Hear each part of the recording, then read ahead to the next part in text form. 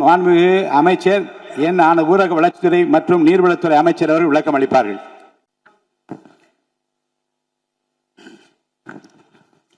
மாண்புமிகு பேரவைத் தலைவர் அவர்களே, மாண்புமிகு முதலமைச்சர் அவர்களே, காவேரி நதிநீர் விவகாரத்தில் தமிழக விவசாயிகளின் வாழ்வாதாரத்தையும் நமது மாநிலத்தின் வரலாற்று சிறப்புமிக்க நதிநீர் உரிமைகளையும் காப்பதில் இந்த அரசு துளியும் சமரசம் செய்து கொள்ளாது என்பதை இப்பேரவையில் உறுதியாக தெரிவித்துக் கொள்கிறேன்.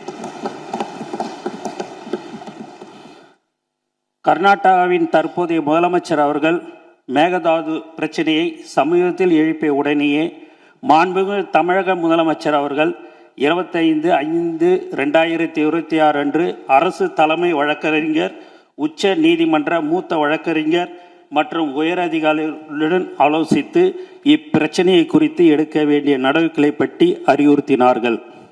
அத்துடன் நிற்காமல் நமது மாண்புமிகு முதல்வர் அவர்கள் அடுத்த நாளே 26/5/2026 தனது கடிதத்தின் வாயிலாகவும் 27/5/2026 அன்று மாண்புமிகு இந்திய பிரதமர் அவர்களை நேரில் சந்தித்து மேகதாது திட்டத்திற்கு எவ்வித அனுமதியும் அளிக்க வேண்டாம் என மீண்டும் வலியுறுத்தினார்கள். மாண்புமிகு தமிழக முதல்வர் அவர்கள் 25/5/2026 அன்று உத்தரவிட்டதின் அடிப்படையில் தமிழ்நாடு அரசு சார்பாக புதுடெல்லியில் உள்ள தேசிய பசுமை தீர்ப்பாயத்தின் முதன்மை அமர்வில் மேகதாது திட்டத்தை எதிர்த்து 27/5/2026 அன்று ஒரு மனு தாக்கல் செய்யப்பட்டுள்ளது.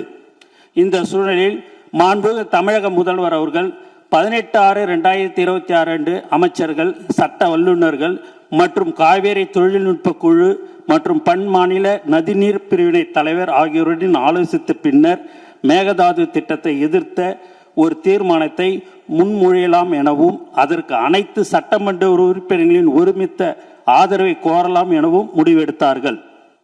காவேரி நதிநீர் விவகாரத்தில் ஒருமனதாக ஏற்றப்பட்ட தீர்மானத்தில் மாண்புமிகு எதிர்க்கட்சி தலைவர் அவர்கள் 4/3/2026 அன்று தமிழ்நாடு அரசு ஒன்றிய அரசுக்கு மேகதாது அணை விவகாரம் குறித்து ஒரு புதிய நடுவர் மன்றம் அமைக்க முன்மொழிவுகள் அனுப்பியதும் குறித்து தீர்மானத்தில் சேர்க்க கோரிக்கை வைத்தார்.